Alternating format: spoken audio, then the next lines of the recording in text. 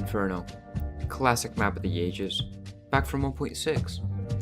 However, what isn't so classic is the Wingman game mode for the map. Even though this map was obviously intended for the 5v5 standard game mode, it surprisingly fits well into the 2v2 category. Compared to other maps that I've gone into earlier, Rialto, the best seem to be the maps cut up from official maps. It could be because of the Valve premium quality, or simply because we love the layouts, but I beg to differ. The first time I ever played Inferno, it was on Wingman. That's right. For the first 4,000 rounds that I ever played on Inferno, they were just Wingman games. That just goes to show how good the map layout is. So let's get into that. Let's get into the strats, the counter strats, the executes, and the counter executes. Since the layout is a site, we all know the paths and methods of getting from A to B, but what isn't that well known is the viability of the different paths. Let's progress from the weakest to the strongest. I'll go over all the strategies for D side first, then get into CT very late into the video. Apps. A meme. Me and my friend mostly rush apps on T pistol round cricketing. Every single game. We fail, but it's hilarious and a meme we continue. But other than that, unless you're going for a split, which isn't recommended in Wingman, apps kinda sucks. There's only 3 reasons to go apps. One is pistol rounds, which is self-explanatory. You go out, you die, you complain for a few seconds, and then prepare for a real push. 2 is strat. I'll get into this later and how apps ties into it, but it's not a bad use for apps. And 3 is a last-ditch effort to salvage an almost unwinnable round, typically in a 1v2 or 1v1. You go apps to be unexpected and get a pick, but mostly just end up dying. Short, very practical, very fast sight time, but very bad. If this is past the first few rounds, you are bound to get sniped from pit or graveyard when you go short. Pit in general is insanely strong, partly because you can add on awesome smokes or molotovs to make it even stronger. With my friend, we only used it in 3 specific cases. 1. Rushes. We take a pistol and rush with a pop flash down short.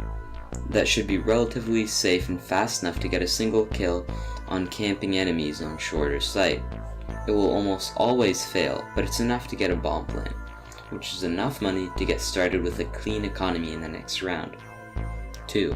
Short execute. A smoke thrown from T-spawn can reach into short and in front of pit with such precise timing that the enemy gets flashed and then instantly goes into cover, anticipating a rush, but in reality a smoke pops and they lose powerful intel advantage as the Ts already get halfway through short. Typically paired with a smoke to the left or a CT spawn smoke if we particularly know our matchup. 3. Strat. The best strategy to offer, very easy yet insanely hard to master. Person A smokes left first, then prepares to get on to person B, who smokes right instead. Person A checks pit, graveyard, and most likely gets an easy kill. If not, he jumps onto the rooftops to gain an advantage into sight and long. Person B, on the other hand, goes apps immediately after the strat is finished, molotoving mini pit or sight, depending on the intel. A very powerful strat, but still not as good as Long, the safest pick. While the time to sight is slow and the sightlines are quite large, the reward is great. While we don't have many strats for long, we have one that we constantly pull off. It's insanely powerful against close and long picks, especially pit players. This strat works best in round 2 with Mac 10s and smokes with flashes. Helmets are also a must. Person A smokes right to prevent rushes, while person B throws a sightline blocking smoke to the enemy spawn. Both people flash and blitzkrieg long, typically taking out an enemy with fast weapons such as the Mac 10. After that, the smoke pops and they reach top of long, blocking the sightline between pit and long. Now isn't that amazing? Take notes, CTs, or else your days will be ruined even more than they already were with these strats. Oh, speaking of CTs, let's get to CT side.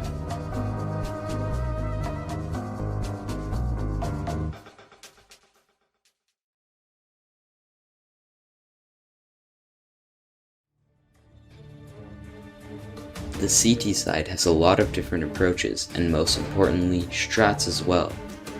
Typically, the better person would go long, while the worse person holds short and apps. Let's go in the same order as we did last time. Apps. Apps are incredibly easy to hold, but if you especially want to piss off T-side, I would recommend going mini pit or God forbid balcony. If you go balcony, you will be hated, you will be reported, you will be harassed. Don't go balcony. If you know someone is going apps, the long player will typically grenade or Molotov there, as that has worked more times than I remember, scoring you an easy but awesome kill.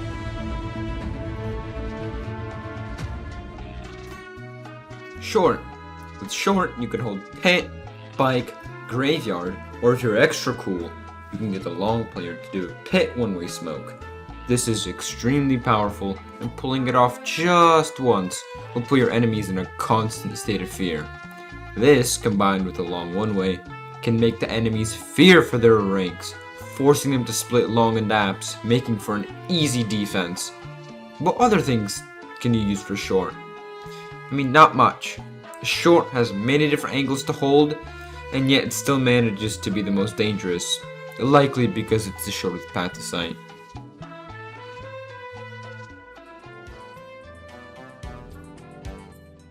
But what about long?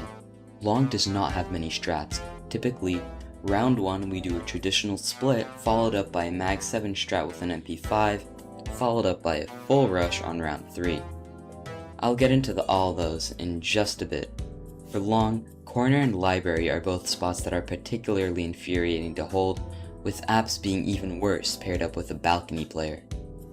With long range weapons and good communication, you can tell a library player to go deep, encouraging enemies to rush, expecting them to be an easy kill. Then it's an easy kill on them while they come across the gap, even if they smoked it. But you do need to hold that position, or else your teammate will never forget it. This is Dallas here to say that Persuation still holds a grudge against me. What about that mag 7 strat you heard about? Well, you throw down a simple smoke, get on top of the pallet, and it creates an interesting one-way. People tend to go long round 2. I don't blame them. I do that every single game. But what about that rush you heard about? Well, it's plain as butter. One person goes short, typically doesn't flash, the other person goes long with a pop flash, both MP9s. Nothing more than that. With a loss on pistol round, that will make T-side super cocky, almost guaranteeing the rush. On the CT side, we also typically coordinate Molotovs to be thrown over the top, which has a very easy lineup we found. It's key to slow and methodical terrorists that love to take control of upper mid but never actually go into long or short. This will cause them to take damage, panic, and it's especially successful in a rush.